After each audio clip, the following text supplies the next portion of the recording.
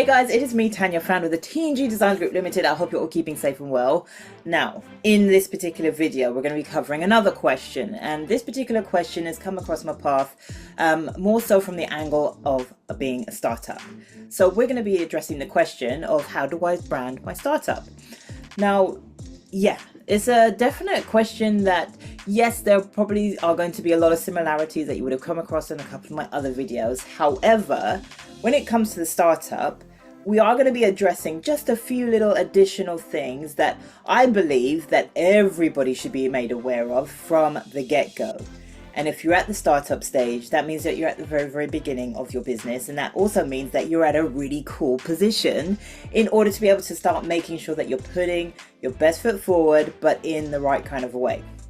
So before we get stuck into this video, as always, please folks, make sure you go ahead and like and subscribe to my channel, because I've got a hell of a lot more to share with you all about the idea of branding, but equally what it can do for you in order to make sure that you are leveling up, make sure that you are standing out, make sure you're actually building on those connections in the best possible kind of a way, all so that you can start getting the results that you're actually looking for. Now, I say all that to say because of this one special thing. Please understand and know and realize that you are a hell of a lot more than what you see.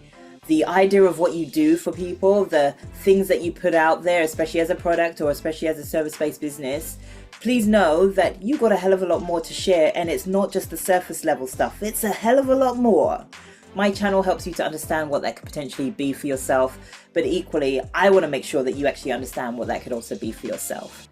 Please make sure that you keep like and subscribe to this channel, because I've got a hell of a lot more videos to share with you all around the idea of that, but more so specifically as to how branding can actually help you to stand out and start realizing the fact that yes, you are more than what you see. So that being said, folks, before I keep rambling on about that aspect, please make sure that you also go ahead and stick around to the very end, because as always, I've got a really cool way to make sure that you start taking action with all the things that I'm actually sharing with you, because I'm all about taking action. I'm all about making sure that you not only listen to what it is that I'm saying, but also you are taking it in, but equally also actioning it and making sure that you are well underway to getting the results that you're actually looking for. Right, so without further ado, folks, let's get stuck into this. So, okay, as I said, we're going to be talking about how do I brand my startup. So as always, I'm going to just split this into 3 chunks, simply because, yeah, it's just a nice easy number, right? And that's all you need to know for right here, right now. The rest actually naturally follows. So when it comes to understanding how do you brand your startup business, especially when you are just getting to grips as to who it is that you are, or what it is that you really, really stand for, and how it is that you're really, really helping yourself or helping others more specifically, you need to know these things in order to be able to make sure that you are constantly putting yourself out there in a way that starts positioning you as the go-to expert. Okay, and here's why that's super important. If you're a startup, know that your business, your idea is not unique. The way how you handle it, the way how you produce it, the way how you process it, that's the unique element, simply because it's coming from you personally. Your idea is not unique, however, the way how you tackle it, process it, and so forth, that's unique. So please remember that, okay? Because once you have that in mind, you then know how to make sure that you keep moving forwards. And then you then know how to make sure you start standing out as the go-to person to make sure that all your audience that you're really, really targeting and really, really wanting to make sure that you are addressing know the same too. They know your value, they know what it is that you can bring to the table, and equally they also know how it is that you can really help them. So that being said, there are 3 main things that you really need to make sure that you are building on, okay, especially as a startup. And now, as much as I've sort of seeded what they kind of are, I want to just tackle this first thing, which is the idea of building on your reputation. Now, I actually wanted to start at this first point because when you know this and you have this in mind, the rest literally just starts falling into place.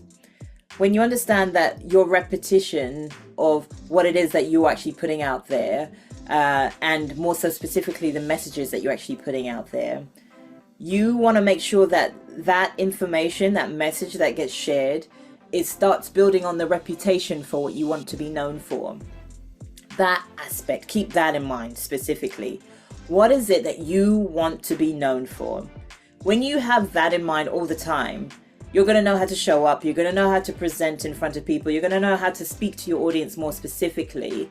All because you want to make sure that this message, this idea gets addressed every time that you are speaking to anybody who's coming across your path.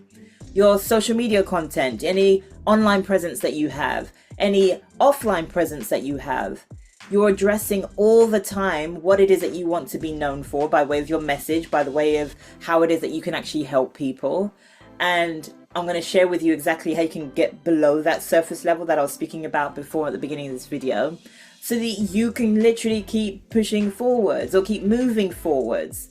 Now, there is always a type of resistance that I've come across, especially when it comes to people who have startup businesses or literally just starting their own brands in general, right? There's always that resistance of, oh, I don't know if people are going to listen to me. Oh, I don't know if what I have to share is important enough. Oh, I don't know if this is really going to work. If you're thinking about that, please stop it. Please stop it. Simply because you have this idea for a reason.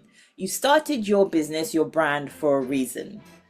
Now, really tap into what that reason is and don't shy away from it. Because if you're shying away from it, if you have the notice or the idea as to, oh, I don't know if this is what it should really be, then why should others believe in it?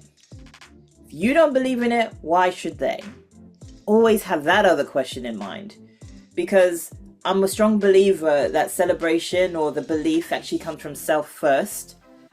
Then it becomes from everybody else. Because when you are standing true within your passion, when you are standing true to what it is that you do, when you are speaking passionately about all of that, everybody starts listening. People will start to understand and hear and really get to grips as to why you're really doing what you're doing.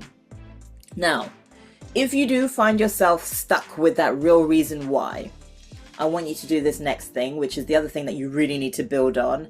And you will hear me talking about this till I am blue in the face, simply because it will be the difference between your brand, your business, your startup, literally reaching the levels to where it is that you eventually want to take it to, versus it just plateauing and unfortunately going in the wrong direction, and then you lose interest with it, and then you just fall out of love with everything, and then you just think of it as, do you know what, at least I tried. And that's it. So if you don't want that to happen, you need to build on your VPV, otherwise known as your brand power of 3, otherwise known as the key assets that any brand and every brand should have. Now, as I said, I've got loads of videos talking about what your VPV is, but essentially it is your values, your purpose, and your vision, okay? So what your VPV or your brand power of 3 allows you to do, it allows you to start really pushing home the consistency or the idea of who you are. Because when you are consistent with that and actually constantly showing or constantly sharing your message, constantly sharing what colors you have for your brand, constantly sharing the type of messaging or the quotes of motivation or the products that are really there to help and inspire and to move people along, when you are consistently doing that by way of addressing your VPV, your values, your purpose, and your vision, you're going to start seeing the key differences that you're actually starting to look for. And more importantly, you're going to start noticing yourself standing out naturally from all the other competitors or from all the other people who are doing something similar to you. By the way, your VPV will also help you to understand that, you know what, the competitor that you may have could actually also be a collaborator. But the client that you also have could also be a collaborator. The people in your certain pools, and I call them pools, they're known as people pools, they could all be collaborators of some kind. But then your VPV will also help you to determine who you want to work with, why you really want to work with them, and where it is that you can actually take your business to even more so, all based around your VPV. Now, that's how important it is to be able to know and understand that. And that's equally how important it is to know and understand who you do need to work with and who you don't need to work with. Please remember, especially as a startup, you do not need to work with everybody. And I know sometimes you're going to be out here thinking, oh my gosh, that bill needs to be paid. Let me just make sure I just work with this average Joe. They don't really resonate with my product or whatever, but let me just put my attention there. Like, no, don't do that. Please do not do that. That's how you actually waste your time. So start focusing on all the aspects of the type of audience that you really, really want to help and work with. And again, make sure that you are focusing on your VPV to provide that level of consistency of the message that you're sharing, but equally to also help drive what we also shared just initially as the first thing you need to build was the idea of what you want to be known for. And on that note, there's a reason why I said known for first and then consistency factor second with the VPV second, simply because when you get the idea as to what you want to be known for, your VPV actually helps to reinforce that even more so. Okay, so that being said, the next thing you really, really want to build on, and I've actually touched base on that quite a few times already, but is essentially your audience. Now, aside from growing your audience will naturally grow as you start sharing content, or as you start sharing information that really resonates with the people who really, really need to hear it. Because if they're not hearing it, or if you're not sharing it, well, how are they going to know about you? So it's a little bit of a give and take in that respect, right? Imagine just meeting somebody on the street. If you're not talking, how do they know how to respond, right? So essentially, it's the same thing when you're on socials or when you're out and about just speaking about your brand, speaking about your business. If you're not sharing about it, how do they know how to respond to it? So it's a little bit of a give and take or an exchange in that respect, right? So make sure that you're doing that in the right kind of a way, but also doing it in a way that you are really reaching the people that you specifically want to be speaking to. Remember, I shared with you, you do not have to work with everybody in any old body, right? You want to be working with the people that really resonate with your product or your service, or that can really benefit from your product or your service more specifically. Especially as a brand, you're building that awareness of being that go-to person who can help your specific audience with these specific things. Now, as a little help, again, your VPV will help you to understand who your audience should be. However, when you get to grips as to who your audience should be, you're going to probably find some similarities to who you actually were in the past, right? You probably went through a lot of the pains, the problems, the situations that your audience are currently going through right now. So use your story to help drive your message. Use your story to help your audience to understand, listen, I was back there, but now look where I am today and I'm still going forwards. So if you're back here too, why don't you come forwards too, and let's see where else you can go. So what are you doing to help your audience to really understand who they are more specifically, but equally, what are you doing to make sure that you understand who your audience actually is too? So folks, I really hope that this video helped you. Please make sure you go back and watch it again, because there's some key things that you could really make sure that you are getting your startup business off to on the right foot, so you don't start getting confused in the process. This is a lot of the times where people start dropping off with their startup businesses because they're getting lost in the process. They're getting confused by what it is that they're actually doing, and they're getting lost once again with the arduous cycles that they're constantly having to run in, simply because they didn't address these first three things and build on them to make sure that they start branding their startups in the right kind of a way. So that being said, here's what I'd like you to do. Now, you know me, I'm all about action taken, and I always want to make sure that you don't just stay here with this information that you've received. I want you to do something with it, right? So I'd like you to literally, in the description box below this video, you'll see the first link. Now that first link, as soon as you click onto it, will take you to a page that, yes, you'll have to enter into a few details, but what's going to happen next is something really cool. You're going to be getting a checklist. Now, this checklist will essentially help you to start understanding things even more so.